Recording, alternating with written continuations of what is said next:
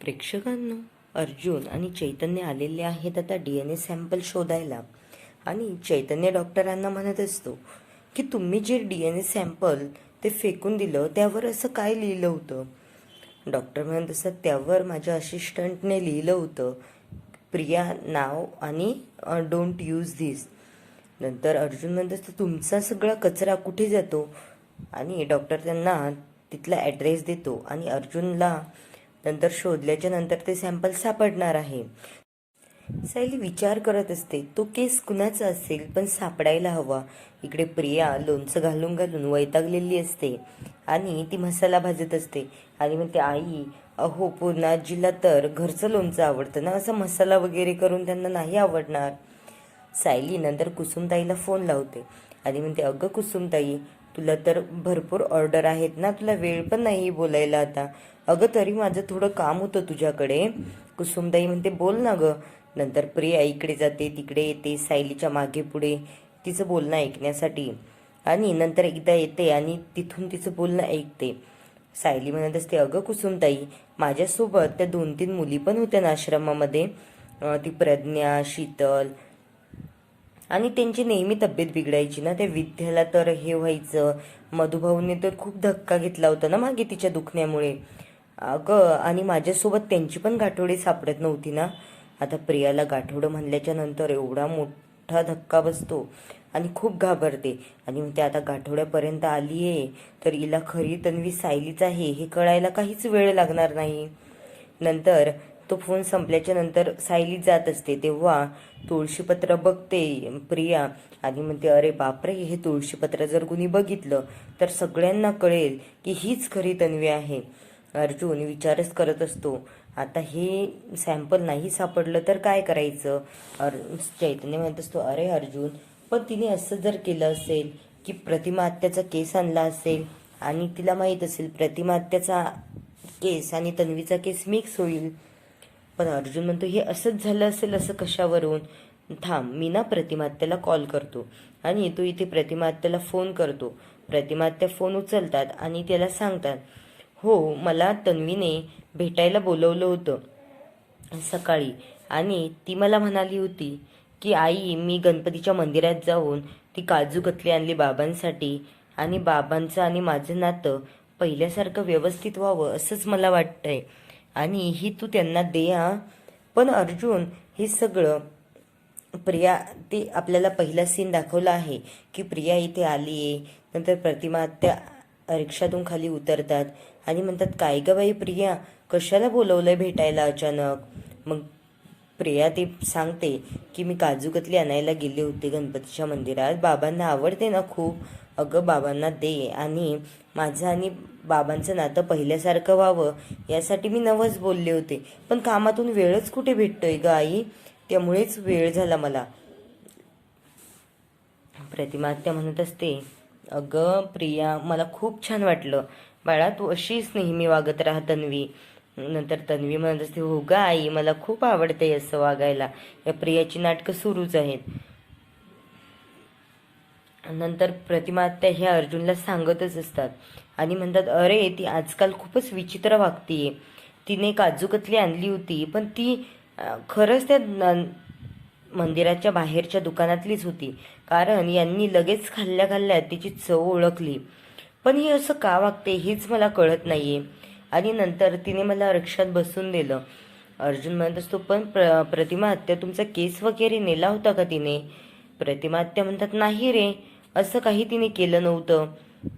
पण मला नाही माहिती अचानक न कळतपणे केलं असेल तर.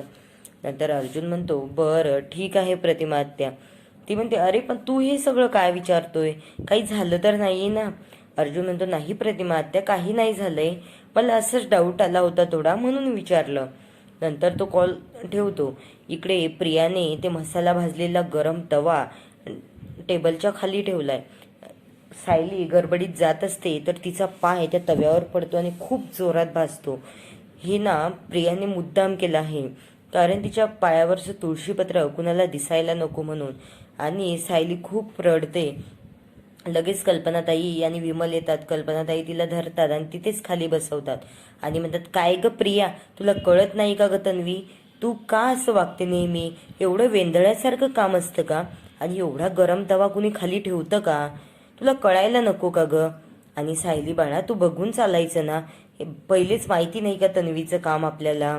नंतर प्रिया म्हणते, अरे बापरे, किती भाजलंय सायली. आणि प्रियाने हे मुद्दाम केलं आहे. सायलीच्या पायावरचं तुळशीपत्र ची खून जी आहे ती मिटून जावी म्हणून. नंतर प्रिया म्हणते, अगं बस, मी तुझ्यासाठी पाणी घेऊन येते. आणि पाणी आणायला जाते. तेवढ्यात कल्पनाताई विमल तन्वीला सायलीला इकडे घेऊन येतात, सोप्यावर बसवतात आणि म्हणतात, ए तन्वी, लाव ग, अश्विनला लगेच फोन लाव आणि त्याला बोलवून घे. आणि कल्पनाताई पण अर्जुनला कॉल करत असतात. इकडे प्रिया म्हणते, अरे बापरे सायली, किती ग लागलं तुला? अगं बघून चालायचं ना, माझ्याकडून चुकून ठेवला गेला ग तवा. नंतर डॉक्टरशी अर्जुन आणि चैतन्य बोलतच असतात. ते म्हणत असतात, पण आपल्याला तो केस जर सापडला तर हे कळेल का की तो केस कुणाचा आहे?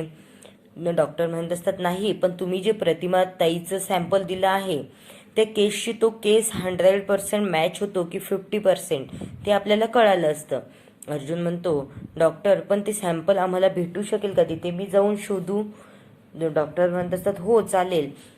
पण अर्जुन म्हणतो, तुम्ही सांगितलं आहे ना की यामध्ये काही रिपोर्ट नाही निघू शकत. डॉक्टर म्हणतात, ते सगळं आहे, पण याचा तुम्हाला नक्कीच फायदा होऊ शकतो. आणि अर्जुन ते शोधायला जातो तेव्हा त्याला ते सॅम्पल भेटतं. नंतर डॉक्टर म्हणतात, सुभेदार साहेब, वा, हे खूप छान झालं हे सापडलं तर. कारण आमच्या हॉस्पिटलमध्ये असं काही झालं आहे या भीतीनेच मला वाईट वाटत होतं. आणि तुम्ही ते सॅम्पल मिळवलं. अर्जुन म्हणत असतो, चैतन्य, या सॅम्पलचा आपल्याला आता नाही पण काही दिवसाने नक्कीच उपयोग होईल. नंतर डॉक्टर म्हणतात, तुम्हाला जर खरी तन्वी कोण आहे हे माहीत असेल आणि हा केस त्या मुलीच्या केसासोबत मॅच झाला तर तुम्हाला नक्कीच मदत होऊ शकते. अर्जुन म्हणतो, डॉक्टर, हे आत्ता नाही पण काही दिवसात हे नक्कीच मी अचीव करून दाखवेल. लगेच अर्जुन कॉल घेतो. त्याला कळतं कल्पनाताई सारखा कॉल करते म्हटल्यावर काहीतरी झालंय. आणि त्याचा चेहरा एवढा पडतो आणि म्हणतो, बायको काय झालंय ग? हळू चालायचं ना. सायली म्हणते, अहो मी हळूच चालत होते पण मला ते तवा दिसलाच नाही. तो खूप असा विवळतो आणि म्हणतो, बायको, पण हे काय ग, किती भाजलंय तुला? आता मी तुला बिलकुल खाली पाय टेकू देणार नाही. अगदी बेडरेस घ्यायचा तू आता, काहीच कामं करायची नाही. अश्विन म्हणतो, अरे दादा, मी लावून दिलाय तिला मलम. वहिनीला फक्त पाण्यामध्ये पाय घालायला नको आणि जमिनीवर पाय ठेवायला लावू नकोस. आणि 3-3 तासाने हा मलम जेव्हा लावशील तेव्हा नक्कीच वहिनी लवकर बरी होईल. त्यामुळे तू काळजी करू नकोस. अर्जुन म्हणतो, अरे असं कसं? काळजी करायला नको. मी माझ्या बायकोचं बेडरेस मीच घेणार आणि तिची ड्रेसिंग पण मीच करणार. कल्पनाताई म्हणतात, अरे अश्विन डॉक्टर आहे ना अर्जुन आपल्या घरामध्ये, तुला काय गरज आहे करायची? अर्जुन म्हणतो, नाही मम्मा, ती माझी बायको आहे ना, तर मग मीच करणार तिचं सगळं. इकडे तन्वीला आनंदच झालेला असतो. म्हणत असते, बरं झालं, आता ती खून कुणाला दिसणार नाही. आता भरपूर रोमॅन्स करा सायली आणि अर्जुन, आणि तन्वीचा शोध आता बंद करा. पण हे असं काही होणारच नाहीये. नंतर चैतन्यला अर्जुन म्हणतो, चैतन्य चल तू पण. चैतन्य म्हणतो, हो हो येतो ना. असा फुकटचा रोमॅन्सचा पिक्चर बघायला कुणाला नाही आवडणार? आणि म्हणतो, कल्पना मावशी, हे तुझ्या मुलाचं हे नाटकं आहे बरं का, हे भाजलेलं वगैरे. त्याला बायकोला उचलून घ्यायला कारणच हवं असतं. कल्पनाताई म्हणते, हो माहिती मला.